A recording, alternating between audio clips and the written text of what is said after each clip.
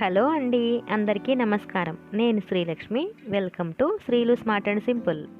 ఈరోజు మనం పచ్చి కొబ్బరి అలాగే పచ్చి శనగపప్పు కాంబినేషన్లో మంచి టేస్టీ అయిన మసాలా కర్రీని చేసుకోబోతున్నాం. మనం పండుగలప్పుడు పూజలో కొబ్బరికాయలు కొడుతూ ఉంటాం కదండి. ఆ కొబ్బరి చిప్పలు వేస్ట్ అవ్వకుండా ఇలా టేస్టీగా కర్రీ చేశారంటే ఇంటిల్లపాది కూడా ఆ టేస్ట్ని ఎంజాయ్ చేస్తారు. ముందుగా నేను ఇక్కడ ఒక 50 గ్రాముల పచ్చి శనగపప్పుని 2 గంటల పాటు నానబెట్టుకొని తీసుకున్నాను. ఇప్పుడు ఈ పప్పుని కొద్దిగా వాటర్ యాడ్ చేసి స్టవ్ మీద పెట్టుకొని ఉడికించుకోవాలి. దీనిలోనే టేస్ట్ సరిపడా కొద్దిగా సాల్ట్ను కూడా వేసుకోవాలి. నేను ఇక్కడ పప్పు టైం ఉంది కాబట్టి నానబెట్టుకుని ఉడికించుకుంటున్నానండి. మీకు టైం లేకపోతే అలాగే డైరెక్ట్గా తీసుకుని కుక్కర్లో మీడియం ఫ్లేమ్లో ఒక 2 విజిల్స్ లేదా 3 విజిల్స్ వచ్చేంత వరకు ఉడికించారంటే పప్పు ఇలాగా చక్కగా ఉడికిపోతాయి. ఇక్కడ చూడండి, పప్పుని 5 నిమిషాల పాటు మీడియం ఫ్లేమ్లో ఉడికిస్తే ఉడికిపోయాయండి. ఇప్పుడు ఇంకా వీటిని ఒక స్ట్రైనర్లోకి వడకట్టుకుందాం.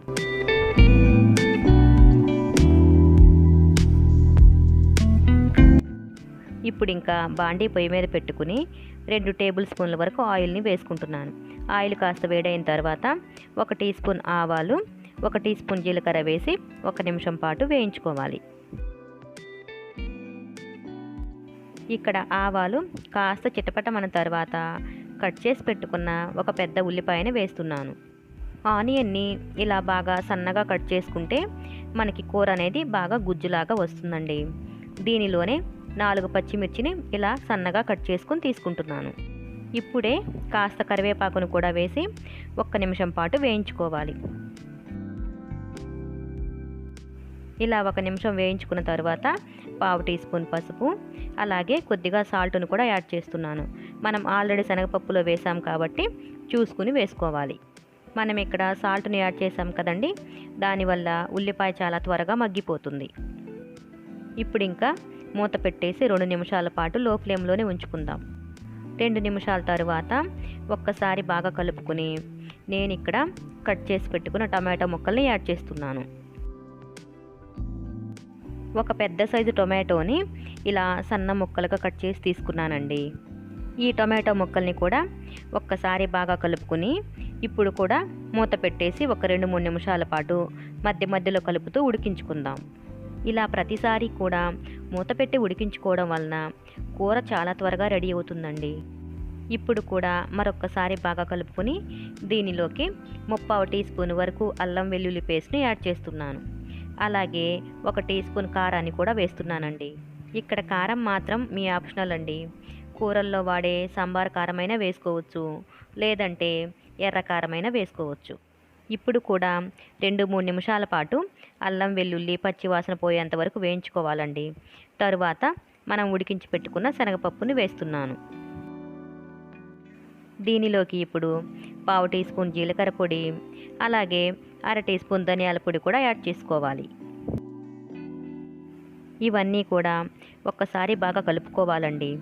తరువాత మూత పెట్టేసి 2 నిమిషాల పాటు లో ఫ్లేమ్లోనే ఉడికించుకోవాలి. 2 నిమిషాల తరువాత మూత తీసి ఒక్కసారి బాగా కలుపుకొని ఇప్పుడు ఇంకా మనం కొబ్బరిని యాడ్ చేసుకుందాం. నేను ఇక్కడ ఒక కొబ్బరి చిప్పని ఇలా సన్నగా తురుముకుని తీసుకున్నాను. నేను కొబ్బరిని ఎక్కువ మంది ఇష్టపడే రీతిలో తురుముకుని తీసుకున్నానండి. మీరు కావాలంటే వాటర్ వేయకుండా మెత్తగా మిక్సీ పట్టి కూడా తీసుకోవచ్చు.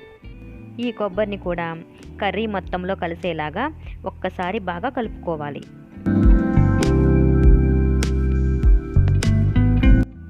ఇలా బాగా కలుపుకున్న తర్వాత 300 ml వరకు వాటర్ని వేసుకుంటున్నాను. ఇప్పుడు ఇంకా 3/4 టీ స్పూన్ వరకు గరం మసాలా పొడిని కూడా వేస్తున్నాను. ఇప్పుడు కూడా మరొకసారి బాగా కలుపుకొని మూత పెట్టేసి మీడియం ఫ్లేమ్లో 2-3 నిమిషాల పాటు ఉడికించుకోవాలి.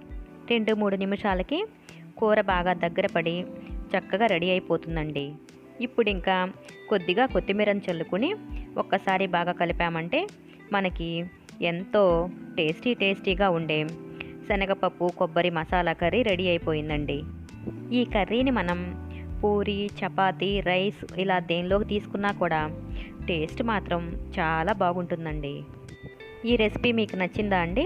నచ్చితే కనుక తప్పకుండా లైక్ చేయండి, షేర్ చేయండి, కామెంట్ చేయండి.